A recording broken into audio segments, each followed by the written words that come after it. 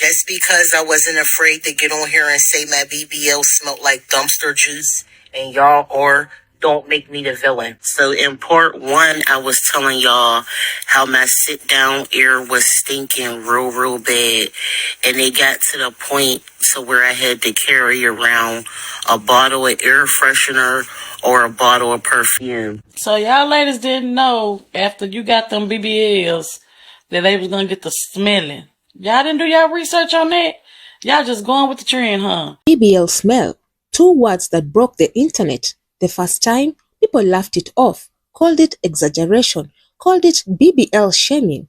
Then a woman sat in front of her camera, looked directly into the lens, and described what it was actually like to live inside a body that smelled, in her own words, like dumpster juice. And she didn't stop there. She explained that it got so bad, she had to have the entire procedure reversed. Part 3 on how I got my BBL surgically removed because my sit down one was stinking real bad. BBL stink, do you hear me? And it's not coming from the or the beehole. It's coming from the incisions that they cut to inject the fluid and the fat in your okay? When I say that BBL really ruined my life, I even lost my boyfriend behind it.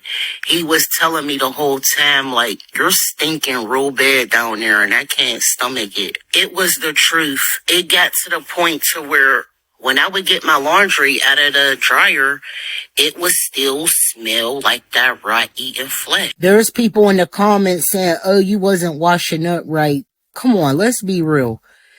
It's coming out of the incision. It stink. I don't care what y'all say. It stink.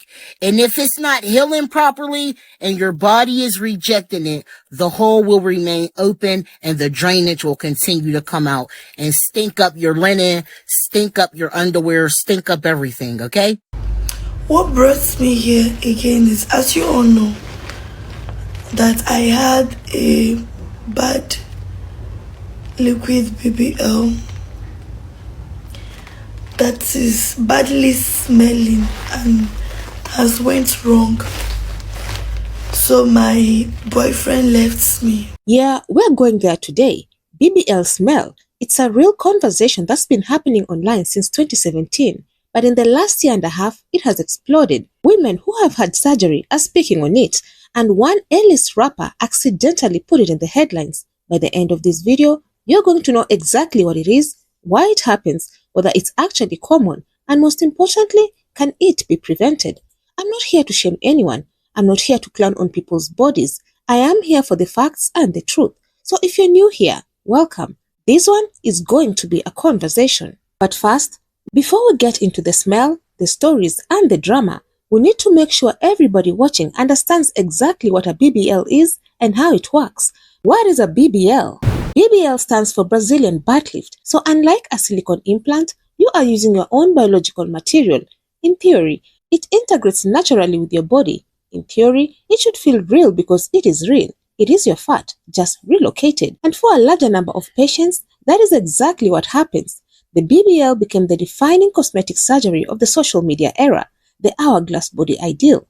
Fuller hips, narrower waist, a bigger, rounder backside, took over feeds, music videos, and red carpets throughout the 2010s. The Brazilian butt lift was the surgical answer to that aesthetic, and demand exploded globally. But here is what the consultations and the before and after accounts rarely include. The recovery is brutal. Alright, we're just leaving from Brazil getting her BBL. This is her post-op right now. She's in very much pain. Don't let them see you cry. You're gonna be a bad bitch. Let them know on a scale of 1 to 10. Would you do the experience again? No. She said she would not do the experience again, y'all. We'll be back with you with updates once she takes some medicine, but she just leaving. And she's gonna be just fine once we get these Percocets in her fucking body. Patients cannot sit directly on the surgical area for weeks. Sitting for the first time is going to be super weird. I'm still standing because I'm paranoid. Movement is severely restricted. They must wear tight compression garments almost continuously for the first several weeks of healing. Your lipo parts are going to feel tingly after you take your faja off, even after 8 weeks. They are sleeping in uncomfortable positions, managing drain sites, managing pain, and it is inside that recovery, specifically those conditions, those garments, those biological processes happening under the surface, where the smell conversation begins. Yeah, those BBLs be stinking. So you guys may have seen this online that BBL smells is trending. And there are a lot of reasons for that smell, but I think that I will tell you guys a story about a girl that I dated, and I took her out. She had a BBL. Her body looked crazy good. Like, she had it done right. Her whole body looked amazing. So we linked up and we went out, had a really good time. We went to a Lakers game and then went to a spot by LA Live and had some dinner. Had a really good time. And so she was like, so what you trying to do? I was like, yeah, let's go back to my place and relax, have a nightcap and see where it takes us. So we drive back to my spot. And so light the candles, get the music going, open up a bottle of champagne, and we sitting there and we're having a nice vibe. And, you know, we start getting into it and everything, and clothes start to come off. And she wanted to give me a little show. So she was like, just stand right there. And so, like, she took off everything very seductively and got on my bed and started twerking that thing, right? And I was like, what the hell? Because at this point, she got nothing on. And I smelled this smell and it hits my nose. Shit was like a salt of my nose. I'm like, what the hell? And so I'm like, baby, not to be rude, but I know we had a long day. You're not smelling that fresh down there. I think you need to get into the shower and go ahead and freshen up. And she looked at me so embarrassed.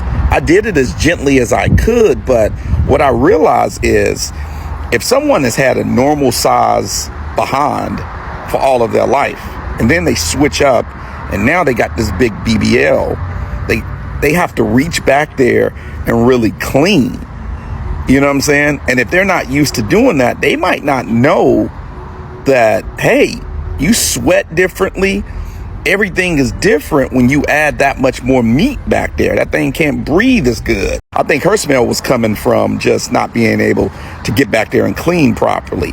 But some people's smell is coming from what the excretions and what's coming out with the fat that they've actually put in to their bodies. The BBL smell conversation started years ago, but it went viral on TikTok in February of 2024 when a TikToker posted a video describing a personal encounter with a woman whose BBL allegedly had a significant and noticeable odor.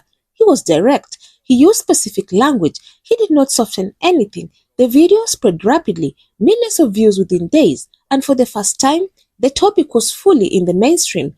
The response was divided. Some people thought it was funny. Some were disturbed. Many women who had had the procedure were angry. The conversation kept building through 2024 to 2025. And then, the story hit a different level altogether when it collided with celebrity culture. There's a rumor that like my boyfriend dumped me because my BBL stink. So what's this about Cardi B BBL stink? I mean, what is it? Do it smell like an open moon? Like, or is that fake news? What do they mean by BBL stink? Do it smell like when you get I used to have my ears gauged. It's like an open wound. That shit can stink if you don't take care of it. You don't wash your ears. So what the fuck does the BBL smell like that it stink? Cardi got too much money to be stinking. I don't believe that. We need to talk about the video that more than any other piece of content forced people to truly take this seriously. In the sea of jokes, one video cut through everything. A woman sat down and told her story. She had gotten a BBL. She had followed her recovery instructions. She had done what she was told to do. And something had gone wrong in a way that no consultation had prepared her for. Just because I wasn't afraid to get on here and say my BBL smelled like dumpster juice and y'all or don't make me the villain. There's a woman on TikTok that is talking about how she had to have her BBL removed because it stunk. She said it smelled like raw flesh, and she said the smell was horrible. And so she made a 3-part series on getting her BBL removed because of the smell. And the crazy thing is that BBL smell is a real thing, or BBL wind. And so before she made this video, so many men has come out and say BBL stink, you guys. It's crazy. Like, you can look on TikTok why BBL smell, and that is a real thing. But she said she made a video today or yesterday saying like so many people was reporting her video, but her BBL really was stinking. Like, she was like, the BBL girls are mad. But TikTok did put her video back up. She is back being monetized off that video, and the sound is back available. She's like, they kept reporting that video. But I guess BBL wind or BBL smell really is a thing. She said it smells like raw flesh, like, ugh. But a lot of men, I'm telling you, you can go back years on TikTok. A lot of men says BBL smell. She described the smell as dumpster juice, not body odor, not a mild post-surgical smell, dumpster juice. And so she had to have the procedure reversed, a surgery to address a surgery, more anesthesia, more recovery, more time, more money, more physical and emotional cost, on top of everything she had already been through. Her story is not an outlier designed to scare you. It is a documented outcome of a specific complication, fat necrosis, that occurs when more fat is injected than the body's blood supply can sustain. It is preventable, it is not guaranteed, but it is real, and the fact that it took a viral TikTok for the mainstream conversation to acknowledge, that says something important about how the cosmetic surgery industry communicates risk. Thank you. Thank you for backing me up. This young lady says, coming from a girl with a BBL, the excretion smells horrible. Couldn't think of doing anything in the first 4 months. As I said, there is something called necrosis. When the fat is taken out and reintroduced into your behind, there could be necrosis, and that would produce a smell. If you look up BBLs and side effects, one of the first side effects that it talks about is a smell. Now let's talk about the science behind why does the smell actually happen. Number 1, fat necrosis. Let's start with the most serious cause, because this one goes beyond just smell. It's a medical complication. When a surgeon injects fats into the buttocks, they're relying on your body's blood supply to keep that fat alive. The problem comes when too much fat is injected into an area, more than the surrounding blood vessels can actually support. When those fat cells die, your body starts breaking them down, and that breakdown process, it smells. And that's why the woman described it as dumpster juice. That's likely fat necrosis. Number 2, compression garments. After a BBL, patients are required to wear tight compression garments almost continuously during recovery.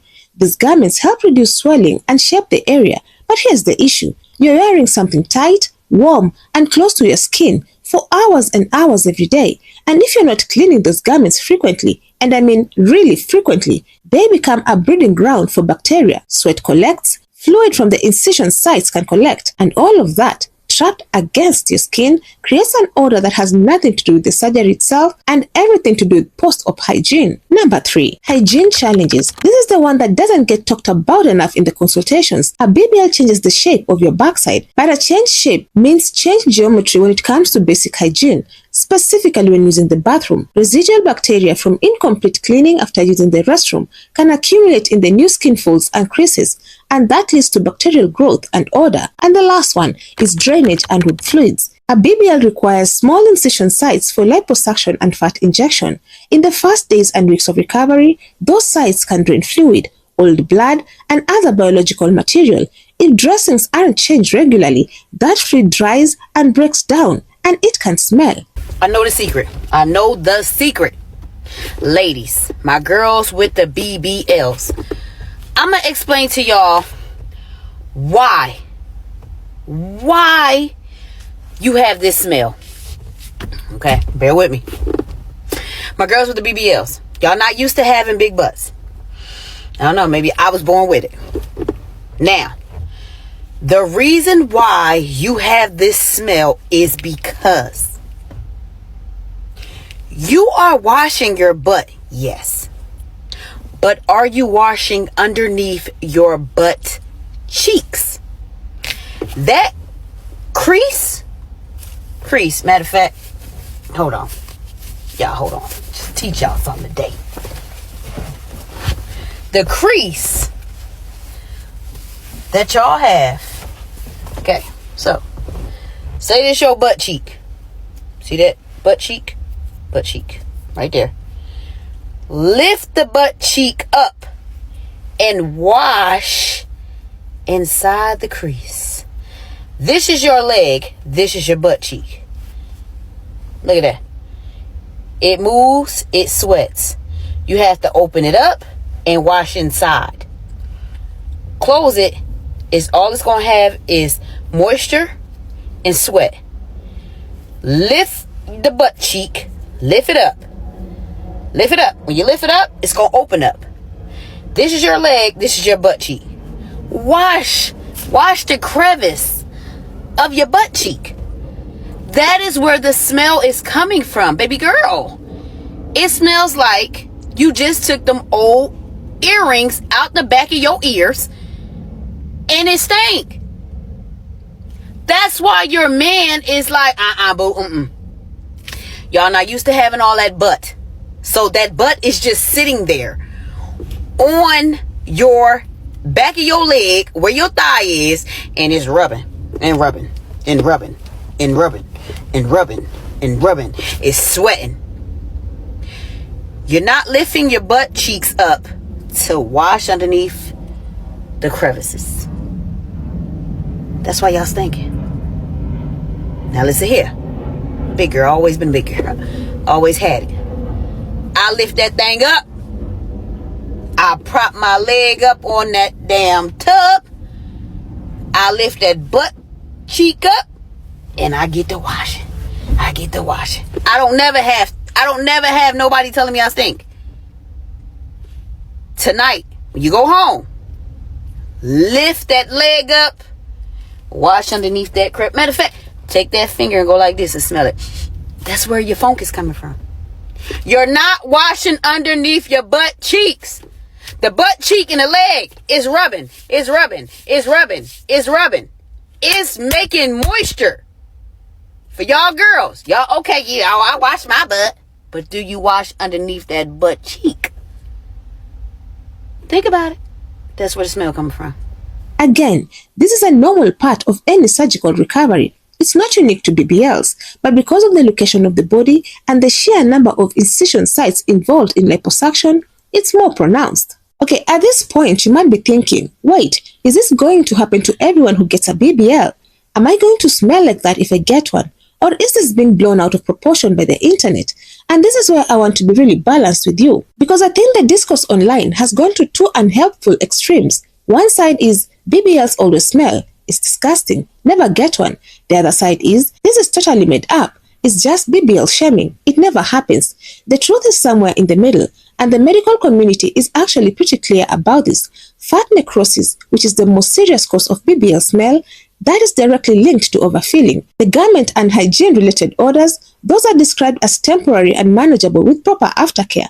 Most patients who follow their post-op instructions to the latter, cleaning regularly, changing garments, keeping the area dry, will not have a significant odor experience. So if you're considering a BBL, this should be a part of the conversation you have with your surgeon. And if they dismiss it or seem uncomfortable discussing it, that tells you something. So how could a BBL cause somebody's sit-down air to stink really badly?